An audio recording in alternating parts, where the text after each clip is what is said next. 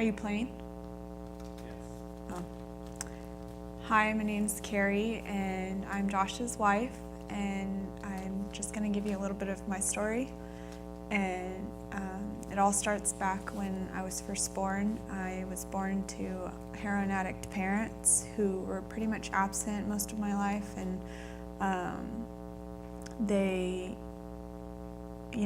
did all the stuff with, going to jail and getting in trouble and stuff. So in that process, I was passed along to different family members and different foster homes, and just really feeling neglected and not wanted, and also I just kind of also felt that I needed to, protect me and protect my sisters that soon came after, and I just I really wanted to make sure that they weren't going to be hurting like I was hurting, and so I kind of became like a mother to them, and I soon was placed into a foster home. I think I'm out.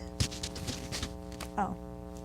I was soon placed in a foster home that I just really remember just really abusive situation, and just they were verbally and physically abusive to me and my sisters, and I just really felt hopeless because I felt like I was not really doing my job, and I felt like they were hurting, so I failed. And so I was able to talk and tell someone about it because no one came to my rescue, so I felt like I had to come and rescue myself and my sisters. And we were soon placed with my grandmother, who I call Nana, and she came and stepped in and took care of me and my 3 sisters, and she wasn't happy about having to take care of us because she felt that my dad needed to do his job, but he just wasn't around. So she came in and took care of us, but soon after she was diagnosed with Lou Gehrig's disease, which is a fatal disease, and I didn't know that at the time. I just really felt like she was going to get better, and but that wasn't the case. And so she soon, about a year after the diagnosis, she started to become more paralyzed, and it started to take away her movement. So I started to get a little worried that the more sick she got, the more that I needed to keep us together, and if she was gonna get sick, then we might be taken away again. So I did whatever was necessary to keep us together, and so whether it was shopping or cooking or cleaning or whatever, I was there to make sure that it happened. And at that time I was 7, so there's not so much, I guess, that I could do, but I did whatever I could, and I just felt that,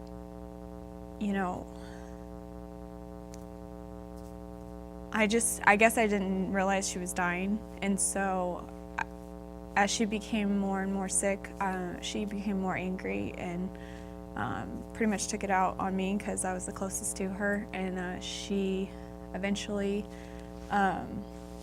was fully incapable of moving at all.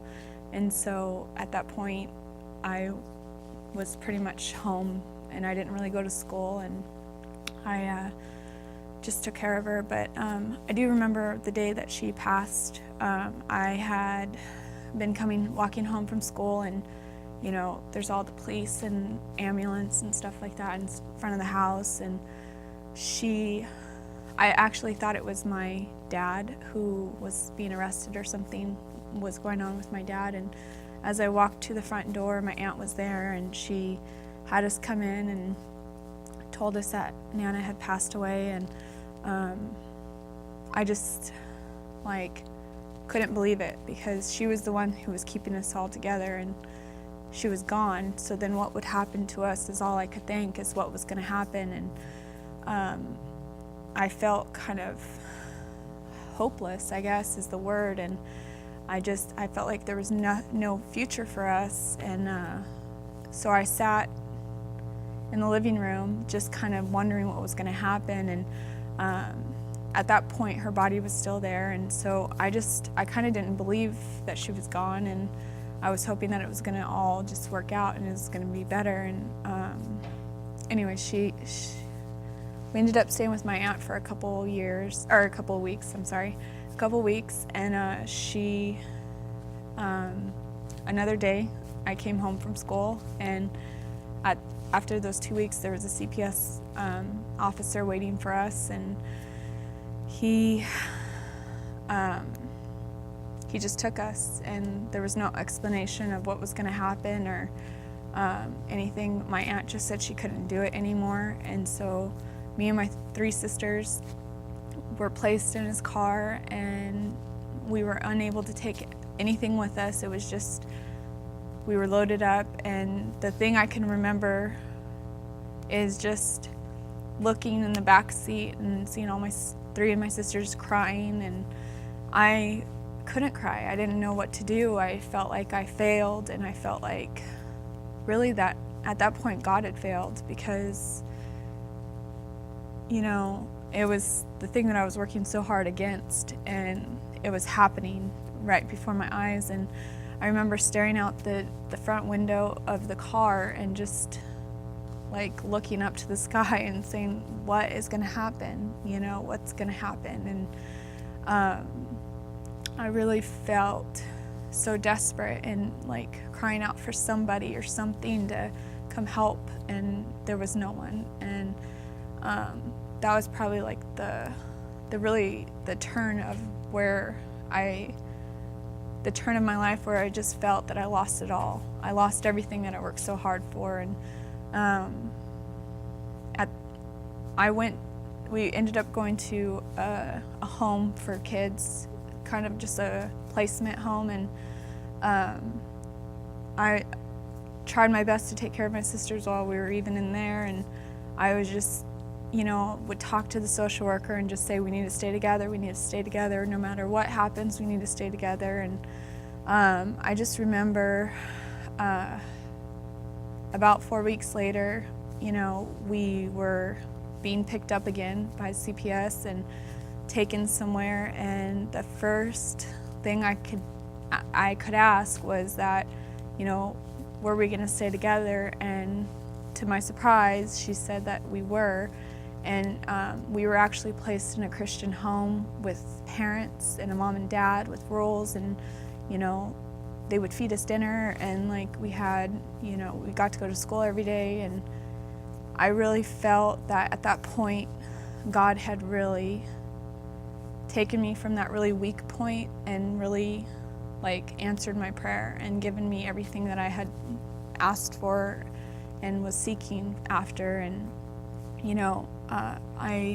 there was a verse that really stuck out to me as I was growing up, that I just really kind of adopted for myself, and it was the verse of Joshua 1:9 where it says, have I not commanded you to be strong and of good courage, and that he will never leave us or forsake us. And I saw that for so long I thought he had forsaken me, but through this verse it was almost just a promise that he hadn't forsaken us. It was in his plan for us, and I'm just really thankful for that.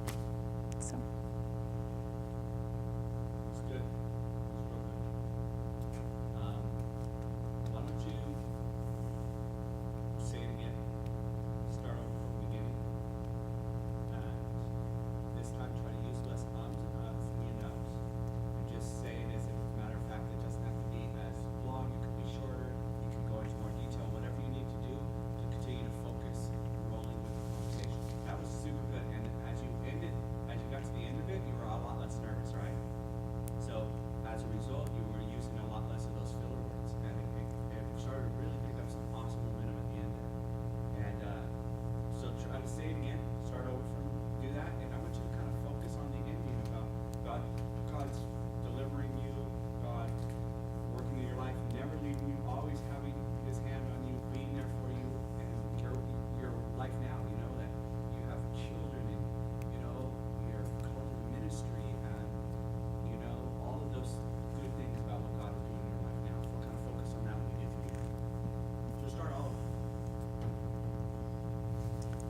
So I was, hi, my name, or should I say my name? Introduce yourself and start fresh. Okay.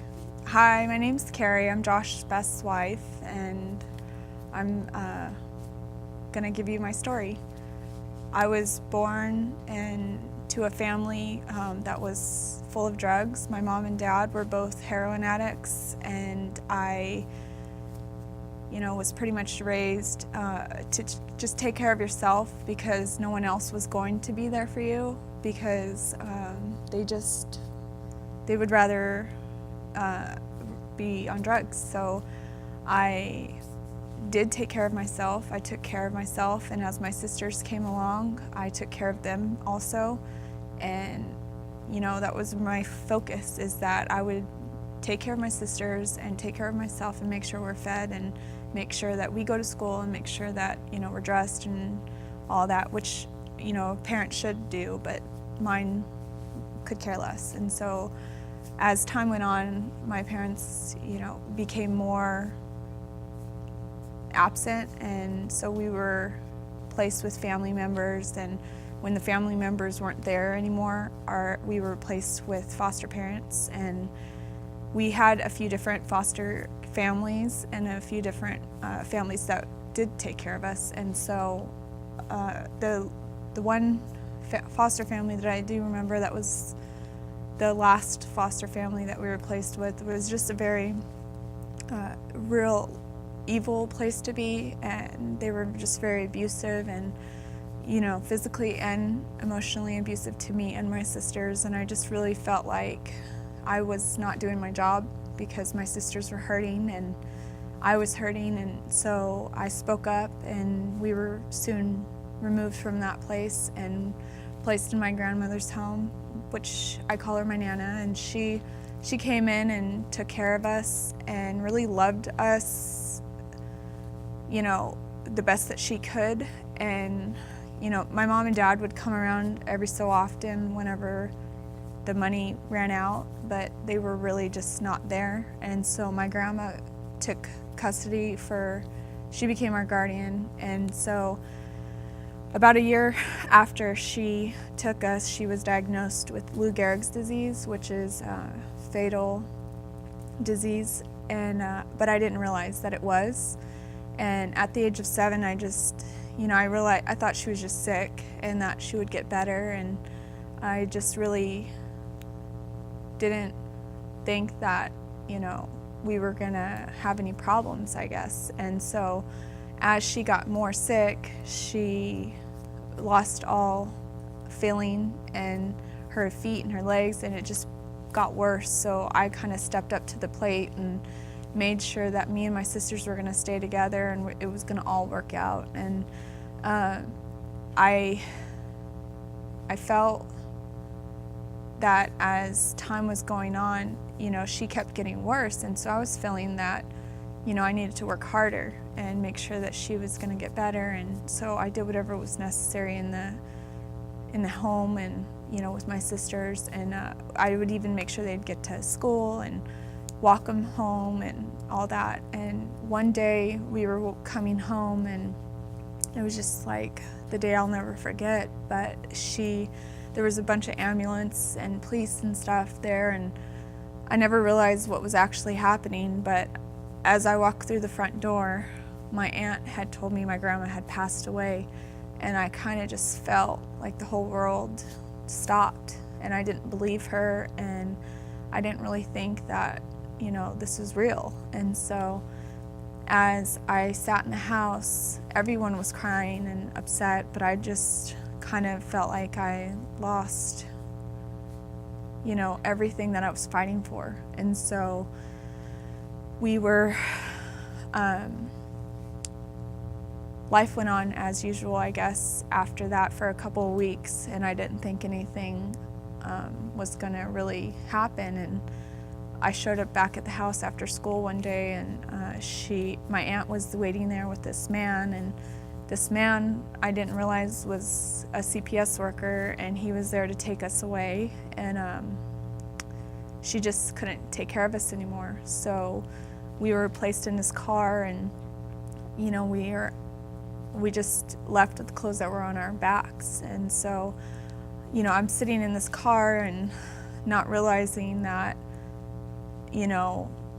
my whole life was over, and is what I thought. I looked at my sisters and they were crying, and I couldn't cry because I guess I didn't really believe that what was happening was real. And I just remember looking out the side of the window and just looking up to the sky, just wondering what was going to happen, and asking something or someone what was going to happen. And I had no answer. I was so desperate, and I felt like at that point that God has really failed me, and I didn't know what he was doing. I didn't know what was going to happen to my life. And so we were placed in a home, for children, a children's home, and there we were pretty much in limbo and not sure what was going to happen. And at any point, one of us could have been separated from each other, and I just really got worried for a while and just not sure what was going to actually happen. And then our social worker showed up, and she placed us all in the car and didn't really say anything to us until I asked what was going to happen, if we were going to all stay together. And to my surprise, she was like, yes, there's a family that wants to take all 4 of you. And I just felt nothing but happiness. And so we were placed in an actual Christian home with a mother and a father, and this family wanted all 4 of us, and that's really all that I cared about at that point. But what I found out later is just,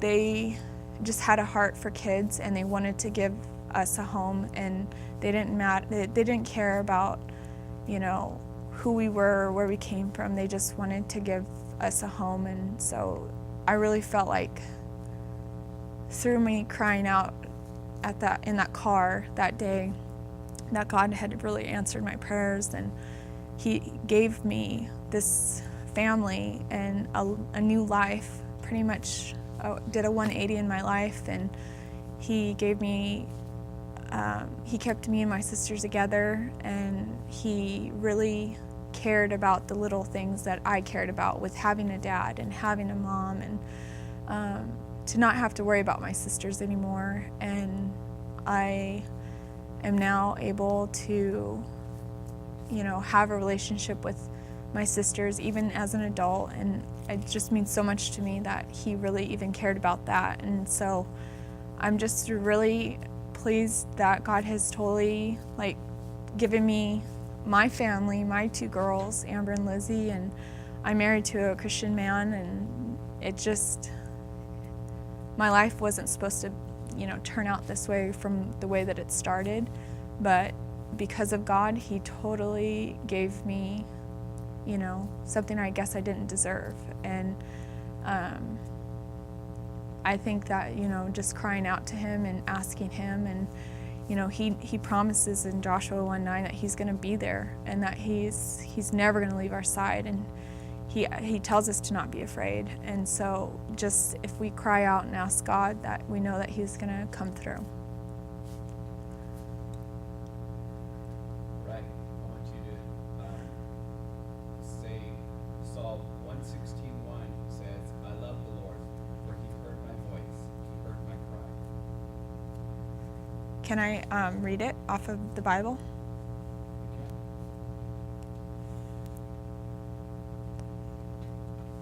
Why don't you just repeat after me. Say Psalm 116:1 says. Psalms 16:1 says, what is it? We'll start over. Okay. Psalm 116:1 says, Psalm 116:1 says, I love the Lord, I love the Lord. for he heard my. It's not going to work that way. You're going to have to say it all. Okay, well, let me read out of the Bible. I know, but it's. Oh, well, then give it to me, and I'll just pretend it's Bible. And then you want to read that Joshua 1:9? Sure.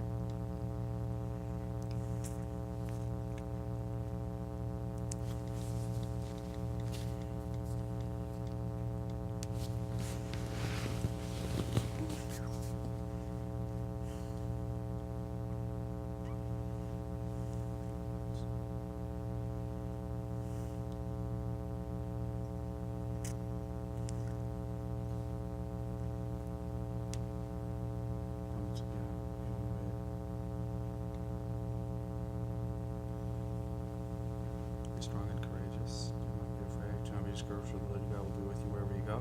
You want the haven't I commanded you part? No. No, it's fine.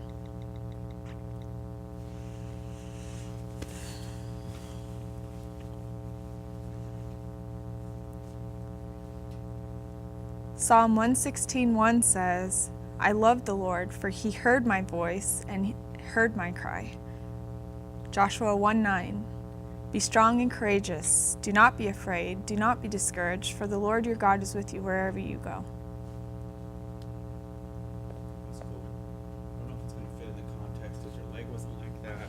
That's not how you were sitting when you were kind of So went over sit that part. back. Yeah. And then, maybe we can edit it to kind of fit that time when you're talking about cries. When the Lord heard your cry, there's a verse. That's powerful. And there's that whole section there about the nation of Israel crying out to God. And you just read that verse. Kid, you got to memorize it. You can memorize that. The be strong. No, the cries. I love the Lord, for he heard my voice. He heard my cry. I love the Lord. Psalm 116:1 says, for I love the Lord, for he heard my cries. Just say that. Okay? Psalm 116:1 says, I love the Lord, for he heard my cry. And I really believe that the Lord did hear my cry that day in that car at my most desperate moment, and the moment that I really just felt that there was no hope.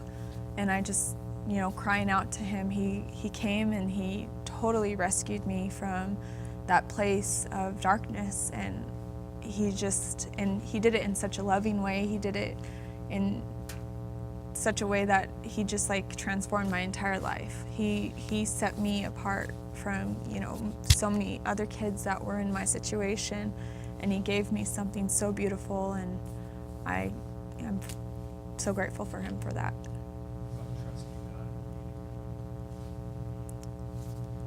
The importance of that. Just from here. You want to say the Joshua verse? I think you know it. Joshua 1:9. Yeah. Talk about just trusting God. Who he is.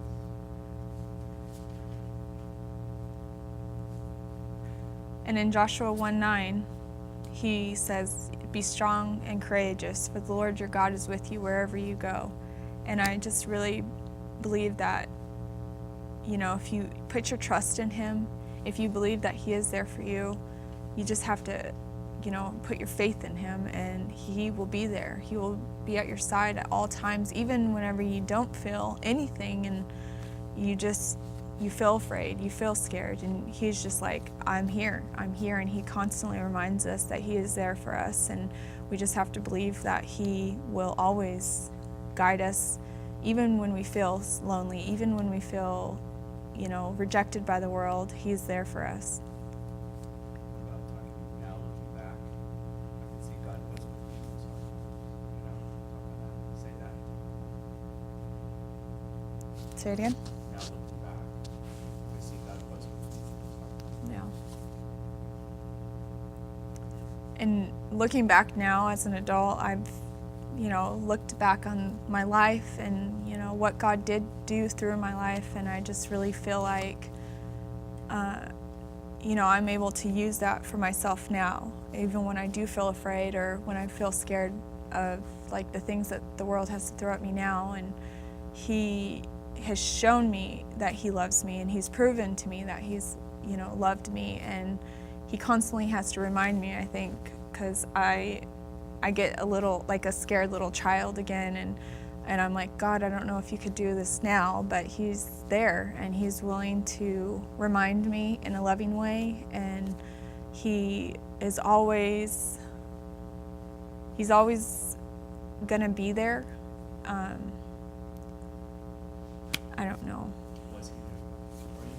Do you believe God was there for you in those hard times? Or you keep saying he's gonna be there and he's here. Yeah. But do you believe God was with you in those hard times? And do you think God abandoned you in those times? Yeah. You do? No, I'm just trying to think. Because that's really the issue the Israelites are going through is, God, you said you're going to show up, and you're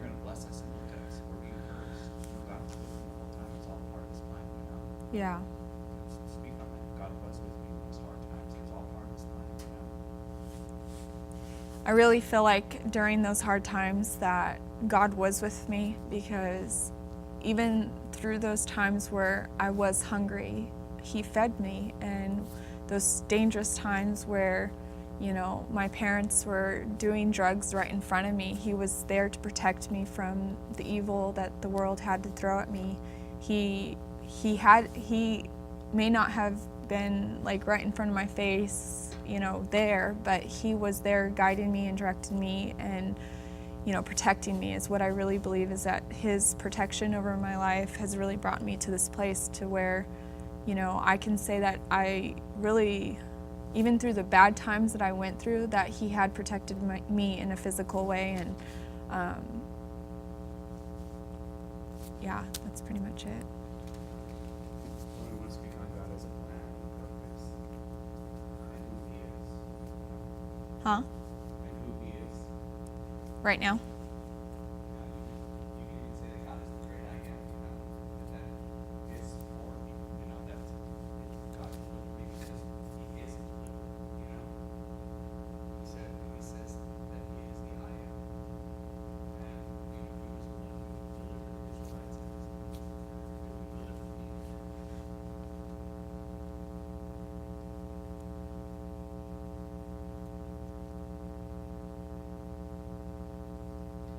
Right now?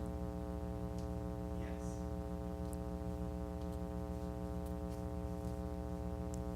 I look at the Israelites and I see that how God, you know, took His people and delivered him and or delivered the people, and I really feel huh?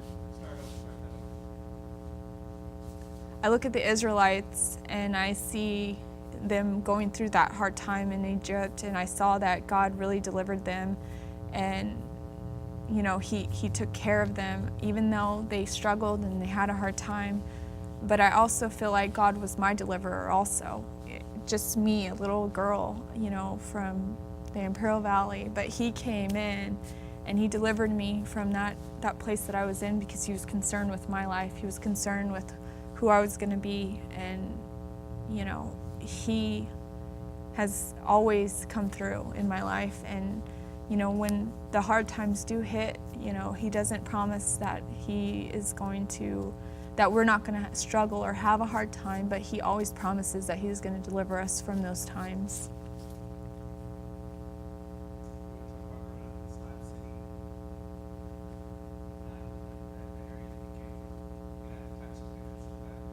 Did we have pictures? Oh. I don't know. I don't think it's really that necessary. Do you think? Yeah.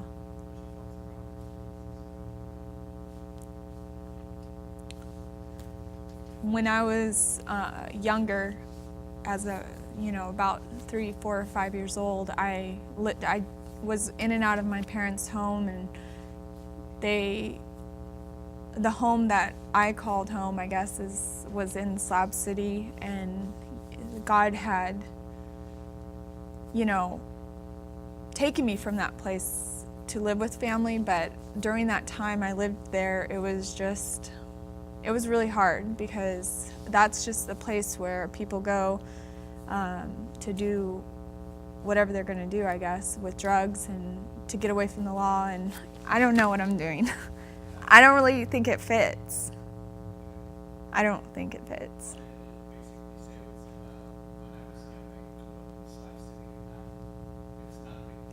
I thought you wanted me to talk about it. You said talk about it.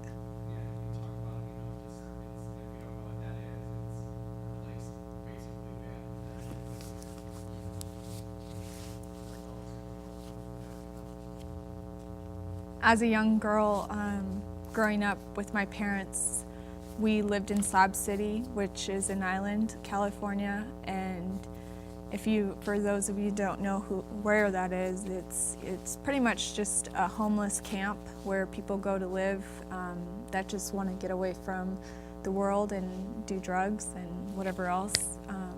But that's where I grew up, and that's where, you know, I spent most of my time as a young girl, and it just wasn't obviously a good place for a kid, but that was my home.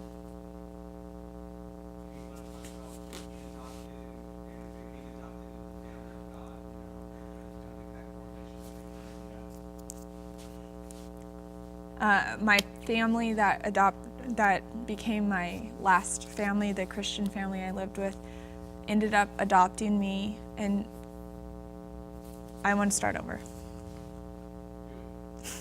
Okay. Let me think. When I was placed with my Christian family that I was talking about, they fell in love with me and my 3 sisters, and they chose to adopt us into their family. And I was about 16 whenever it was an official adoption, but I was 9 when they got us. And so from 9 to 16, I got to really know this family and be placed into their home. And I adopted the family that they had, and I had new aunts and uncles, new grandma and grandpa that all loved me. And I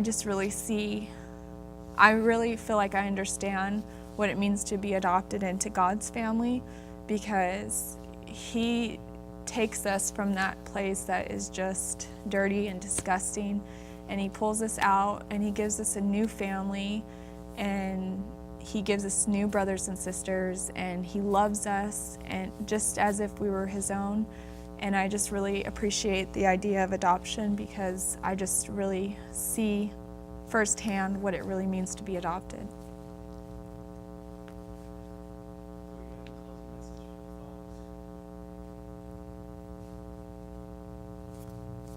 I would probably tell you guys, from my story, I just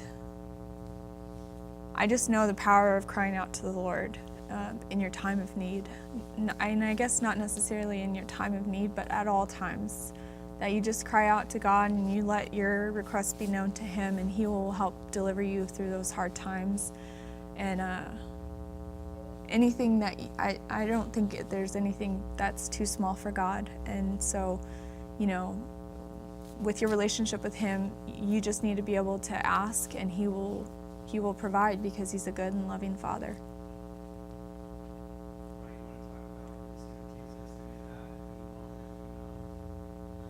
I didn't really feel like there was a point in my life where I had that eye-opening thing.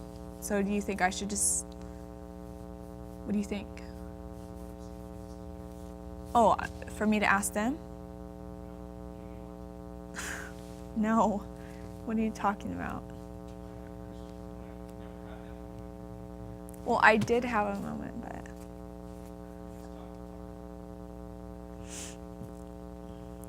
my relationship with the Lord was not that that powerful moment, I guess, that that you just remembered. But I really felt like my relationship with the Lord had grown, and when I started to go to church, I started to understand what it meant to have a relationship with the Lord. But I mainly did it because I didn't want to go to hell. And so once I became older and started to see that God really just loves me for who I am and not for the things that I do for Him, that He really opened my eyes to that, and I really felt like my trust in the Lord became real, and my relationship with the Lord became not what I can do for Him, but what He's done for me, and how I just receive it and just love Him for it, and just that relationship with Him became real to me when I was younger.